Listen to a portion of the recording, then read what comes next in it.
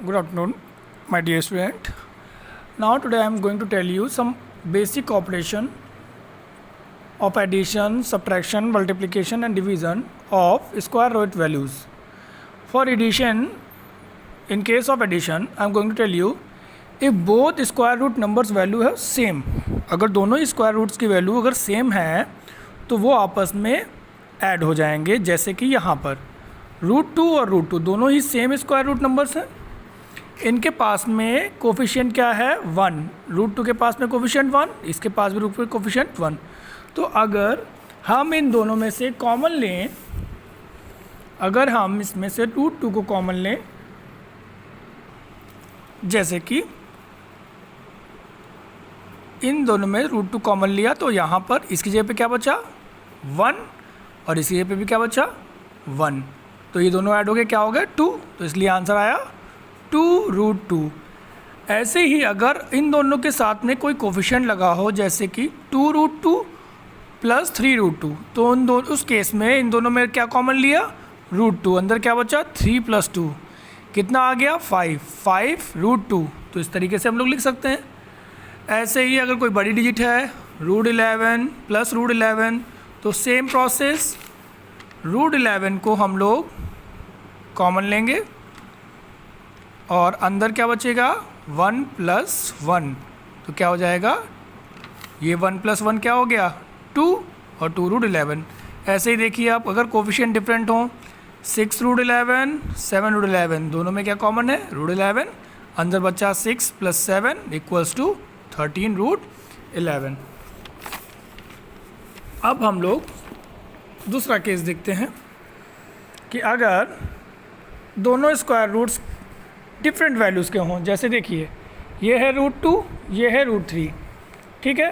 अब क्या ये ऐड हो पाएंगे आपस में? नहीं हो पाएंगे, क्योंकि इनके पास कोफिशिएंट तो सेम है लेकिन कुछ भी कॉमन नहीं है। तो ये आंसर वैसे ही रहेगा, क्योंकि हम डिफरेंट स्क्वायर रूट नंबर्स को ऐड नहीं कर सकते, मल्टीप्लाई कर सकते हैं बट सब्ट्रैक्ट और लेकिन ऐड नहीं कर सकते हैं, ना ऐड कर सकते हैं ना सब्ट्रैक्ट कर सकते हैं। तो ये ऐसा ही रहेगा, ठीक है। अब आते हैं अगर कोफिशिएंट डिफरेंट्स हों तब उस केस में भी वही रहेगा, हम लोग ना ऐड कर सकते हैं ना सब्ट्रैक्ट कर सकते हैं, क्योंकि इनके कोफिशिएंट भी डिफरेंट हैं और स्क्वायर रूट्स वैल्यू भी डिफरेंट है। अगर स्क्वायर रूट वैल्यू जैसे कि इसमें था सेम होती, भले ही कोफिशिएंट डिफरेंट होता, तो हम इनको ऐड कर सकते थे। Next part subtraction. अब सब्ट्रैक्शन कैसे करेंगे? वैसा ही रहेगा जैसा कि सब्ट्रैक्शन एडिशन था। अब यहाँ पर भी सेम स्क्वायर रूट्स वैल्यू है, इनको आपस में सब्ट्रैक्ट कर रहे हैं, तो आंसर आएगा 0। कैसे आएगा देखिए, इन दोनों के कोफिशिएंट्स क्या हैं 1, अगर इन दोनों में से √3 को कॉमन लिया तो क्या बचेगा, यहाँ पर बचेगा 1, यहाँ से √3 कॉमन लिया, यहाँ से भी √3 कॉमन लिया तो 1 में से 1 गया 0, तो आंसर आया 0। ऐसे ही अगर अब कोफिशिएंट्स डिफरेंट कर दिए 5√3 माइनस 2√3, तो इस केस में क्या होगा, यहाँ पर √3 कॉमन लिया, यहाँ बचा 5 - 2 दैट मीन्स 3, तो 3√3 इस तरीके से हम लोग लिख सकते हैं। नेक्स्ट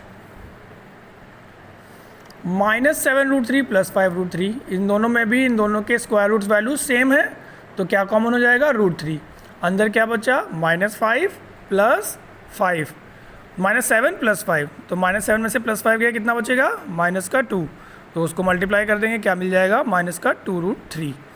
सिमिलरली हम लोग इस क्वेश्चन को देखिए 11√7 - 4√3। अब ना ही इनके स्क्वायर रूट्स वैल्यू सेम है, ना ही कोई कोफिशिएंट सेम है, तो ये ऐसा ही रहेगा, इसमें हम लोग कुछ नहीं कर सकते, ठीक। अब मल्टीप्लिकेशन देखिए। मल्टीप्लिकेशन का एक रूल है, अगर सेम स्क्वायर रूट नंबर्स की आपस में मल्टीप्लाई हो रही है तो वो हमेशा वही नंबर होगा। या अगर हम कहें कि इस तरीके से अगर हमने कुछ लिखा है स्क्वायर रूट का स्क्वायर, तो इसका मल्टीप्लाई होगा उसी नंबर से, इसका मतलब तो नंबर जब दोनों को ऐड कर मल्टीप्लाई करेंगे तो क्या आ जाएगा 2, क्योंकि ये स्क्वायर रूट वैल्यू है। स्क्वायर रूट में अगर उनका पेयर बन रहा है तो वो क्या हो जाएंगे, एक बार बाहर निकल आएंगे स्क्वायर रूट से, चाहे वो कितना ही बड़ा नंबर हो। जैसे √3 × √3 3, √99 √99 = 99, √11 × √11 = 11, और माइनस का √13 इंटू माइनस का √13 13। क्यों 13? माइनस और माइनस की मल्टीप्लाई क्या होगी प्लस कुछ और एग्जांपल देख लेते हैं। जैसे कि अगर डिफरेंट टाइप के कोफिशिएंट्स हो और स्क्वायर रूट वैल्यू सेम हो, जैसे कि 3√2 इंटू 5√5।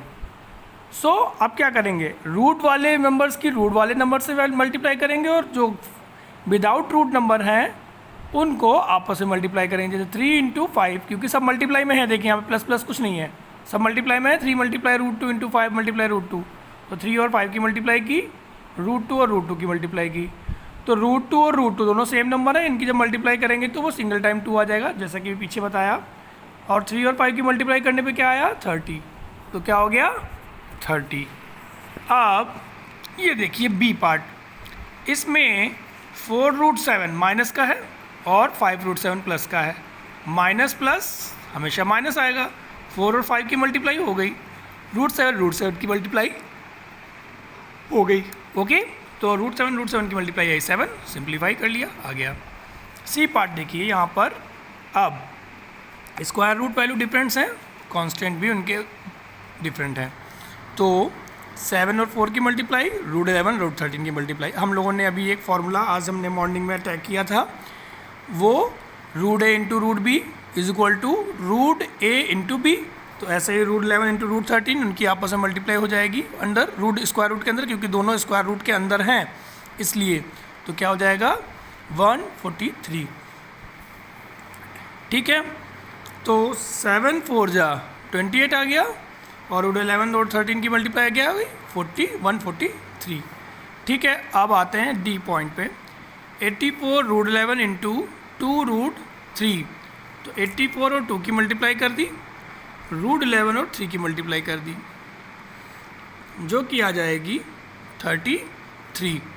ठीक है, 84 और 2 की मल्टीप्लाई करने पे क्या आया, 168। अब बात करते हैं डिवीज़न की। डिवीज़न में देखिए आप, 15√5 को हम लोग 3√5 से डिवाइड कर रहे हैं। तो बेसिक फ्रैक्शन डिवीज़न तो हम लोगों ने पढ़े ही थे लास्ट क्लासेस में, इस बार स्क्वायर रूट्स को ऐड कर दिया इन्होंने। अब देखिए ऊपर क्या लिखा है, 15 इंटू √5, नीचे 3 इंटू √5, क्योंकि ऊपर भी मल्टीप्लाई में नीचे भी मल्टीप्लाई में है। 3 को 5 से काट देंगे, ठीक है, वो आ जाएगा 5। और √5 सेम है, तो उनकी √5 जा 1 जा कट जाएंगे, आराम से सॉल्व हो गया। ऐसे इधर देखिए, अब यहाँ पर देखिए 16 इंटू √15, 2 इंटू √5, तो क्या हुआ, 2 से 16 तो कैंसिल कर दिया जाएगा, बट ये √15 को हम लोग क्या लिख सकते हैं, 5 इंटू 3, ये बन गया अंडर रूट के अंदर, स्क्वायर रूट के अंदर √5, वो 5 इंटू 3। ठीक, तो √5 भी निकल आएगा अलग से और √3 भी निकल आएगा अलग से, लेकिन स्क्वायर रूट में ही निकलेगा। नीचे क्या चल रहा था, √5 से √5 कट जाएगा, क्योंकि ये मल्टीप्लाई में है। अगर इस तरह से लिखा होता 8 प्लस √5 अपॉन √5, तब ये कभी नहीं कट सकता, ये कभी नहीं कट सकता, क्योंकि ये ऊपर प्लस में है। ये यहाँ पर इसलिए सिंप्लीफाइड हुआ क्योंकि देखिए ये सब मल्टीप्लाई में हैं। अगर ये यहाँ पर प्लस में होते टर्म्स तो हम इससे काट नहीं सकते थे। ओके, आप देखिए ये टर्म्स यहाँ पर 2√2 है, ठीक है। अब हमको इसको सिंप्लीफाई करना, वो डिवाइड करना है। तो √2 को देखिए और 2 को देखिए। 2 को हम लोग क्या लिख सकते हैं, √2 इंटू √2 लिख सकते हैं, है ना। तो हम 2 को रिप्लेस कर देंगे, √2 इंटू √2 कर देंगे, और उसके बाद जब उसको काटेंगे तो क्या आ जाएगा, √2। तो ठीक है, ये थे basic operations square root numbers को सॉल्व करने के। तो हम इस पे बेस्ड कुछ क्वेश्चंस दे रहे हैं असाइनमेंट में, वो आप लोगों को करने हैं। पहले आप इस वीडियो को प्रॉपरली देखिएगा, प्रॉपरली, और फिर उन क्वेश्चंस को सॉल्व कीजिएगा। उसके बाद हम बताएंगे rationalisation. Okay, thank you for watching.